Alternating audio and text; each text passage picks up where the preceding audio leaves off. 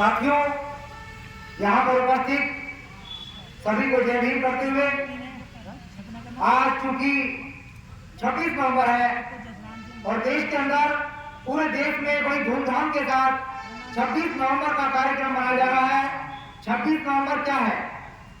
ये बहुत ही महत्वपूर्ण बात है, इसको समझने की आवश्यकता है। 26 नवंबर 1949 को संविधान बनकर तैयार हुआ, अंतिम रूप दिया गया, सभी मेंबर ने उस पर सिग्नेचर किए और 26 नवंबर को हालांकि कुछ आर्टिकल जो थे संविधान के वो लागू हो गए थे, लेकिन संपूर्ण जो संविधान है वो 26 जनवरी 1950 को लागू हुआ।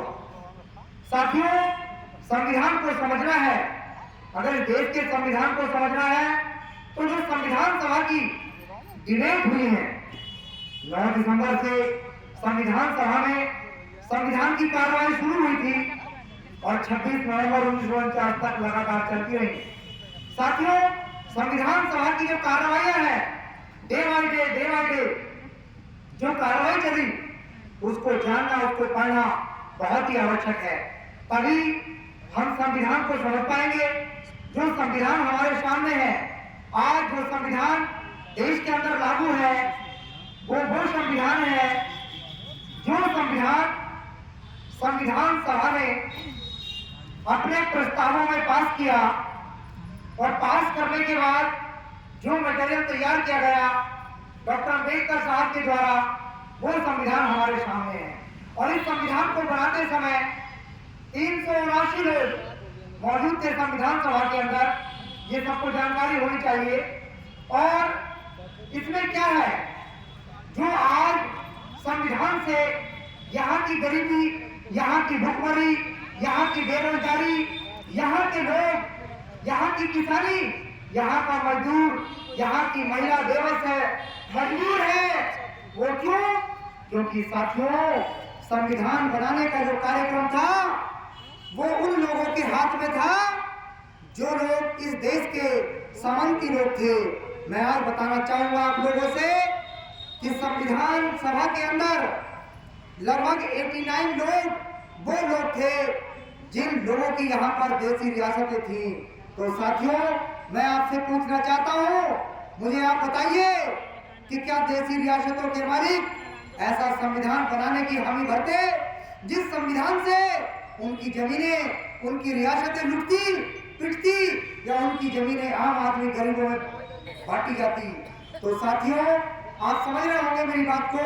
हालांकि इन तमाम रियासतों की जमीनों को बांटने के लिए 1976 में जब इंदिरा गांधी की सरकार थी तो इंदिरा गांधी ने एक कानून बनाया था और कानून का वो आर्टिकल जो आपका 19 था, संपत्ति का अधिकार, उस संपत्ति के मूल अधिकार को वहां से हटा करके संवैधानिक अधिकार बनाया गया और जिनके पास एक निश्चित तयशुदा संपत्ति से ज्यादा प्रॉपर्टी खेती की जमीन थी, उन जमीनों का बंटवारा किया जाना था। लेकिन साथियों, इस देश के अंदर तमाम कांग्रेस के लोगों ने, तमाम जनता दल के लोगों ने, जनसंघ के लोगों ने, तमाम पार्टी के लोगों ने इंदिरा गांधी का विरोध किया। लेकिन उसके बावजूद भी यहाँ पर ग्राम समाज की जो जमीनें थी देश के अंदर, उनका वितरण हुआ, लेकिन उससे कोई खास फायदा नहीं हुआ।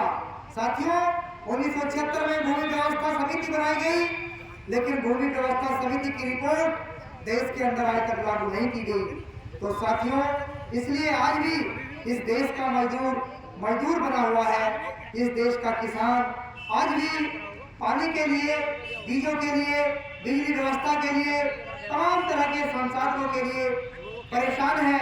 हाँ, यहाँ का उद्योगपति आज भाजपा की सरकार में यहाँ का उद्योगपति फल फूल रहा है और वो सारे उद्योगपति नहीं, चंद उद्योगपति हैं। वो चाहे मोदी जी के रिश्तेदार हो, चाहे उनके दोस्त हो या चाहे घर परिवार के लोग हो, केवल उन्हीं को ही सरकारी पैसे का लाभ दिया जा रहा है, सरकारी रेवड़ियां बांटी जा रही है, सरकारी पैसा दे करके सरकारी संस्थानों को खरीदा जा रहा है, खरीदवा रही है सरकारें। तो ये तो संविधान में जो समाजवादी एक व्यवस्था थी, उस समाजवादी व्यवस्था को ध्वस्त किया जा रहा है, नष्ट किया जा रहा है और उसको आज पूंजीवादी व्यवस्था में तब्दील कर दिया गया। तो साथियों, आप देख रहे होंगे संविधान की प्रस्तावना में लिखा है, हम भारत के लोग भारत को एक संपूर्ण प्रभुत्व संपन्न समाजवादी पंथ निरपेक्ष तथा उसके समस्त नागरिकों को सामाजिक आर्थिक राजनीतिक न्याय विचार व्यक्ति विश्वास धर्म और उपासना की स्वतंत्रता तथा उन सब में व्यक्ति गरिमा राष्ट्रीय अखंडता सुनिश्चित करने वाली जो बंधुता, ये सारी की सारी प्रस्तावना है। आज भारत की मोदी सरकार ने, भाजपा सरकार ने ताक पर रख गई उठा करके आज वो संविधान को अनदेखा कर रहे हैं। और साथियों, मैं बता दूं आज आपसे, खुलेआम अघोषित मनुस्मृति के आधार पर इस देश का कानून चलाया जा रहा है, जो इस देश के बहुजन समाज के लिए, इस देश के लोकतंत्र प्रेमियों के लिए, इस देश की जनता के लिए सबसे खतरनाक साबित होगा।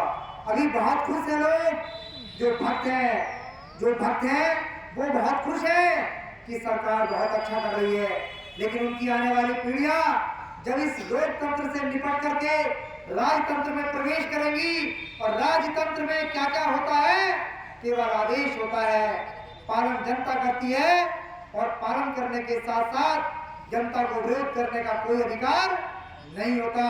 तब इनकी पीढ़ियों को पता चलेगा, इनकी औलादों को पता चलेगा कि हमारे पूर्वजों ने कैसे इस देश का लोकतंत्र खत्म कराया, कैसे इस देश के अंदर राजशाही लाने का काम किया। तो साथियों, मैं बताना चाहूंगा कि आज संविधान दिवस पर तमाम जगह जगह कार्यक्रम चलाए जा रहे हैं और संविधान के विषय में चर्चा हो रही है। तो मैं संदेश देना चाहूंगा कि इस देश के संविधान को अच्छे से पढ़िए, अच्छे से अपने दिमाग में उतारिए और उसको तर्क के साथ बताइए, ताकि साथियों इस देश का लोकतंत्र जीवित रहे, इस देश के अंदर समाजवादी व्यवस्था जीवित रहे, इस देश के अंदर पंथ निरपेक्षवादी व्यवस्था स्थापित रहे। साथियों, आज मंदिर मस्जिद की लड़ाई में संविधान ताक पर रखा हुआ है। अभी देखिए संभल के अंदर क्या हुआ है। संभल में सरकार कह रही है कि सर्वे के आधार पर संभल की जो मस्जिद है वो मंदिर था। तो मैं ऐसे मंदिर के लोगों को, यहाँ की सरकारों को, हिंदूवादी संगठनों को चैलेंज करता हूँ कि जितने भी मंदिर देश के अंदर बड़े बड़े बने हैं, प्राचीन मंदिर बने हैं, उन सबका सर्वे होना चाहिए। वो सारे के सारे मंदिर एक समय पर बुद्ध विहार थे और बुद्ध विहारों में तब्दील होने चाहिए। तमाम मूर्तियां, तमाम हमारे बुद्ध की मूर्तियां हटाई गई हैं। जब सर्वे के आधार पर मस्जिदों को मंदिरों में तब्दील किया जा सकता है, तो सर्वे के आधार पर सच्चाई को बाहर निकाल करके उन मंदिरों को बुद्ध विहारों में स्थापित किया जाए। यही सबसे बड़ा न्याय होगा। और नहीं तो अन्यायकारी लोग हैं, भ्रष्टाचारी लोग हैं, जो कहते कुछ है और करते कुछ और है।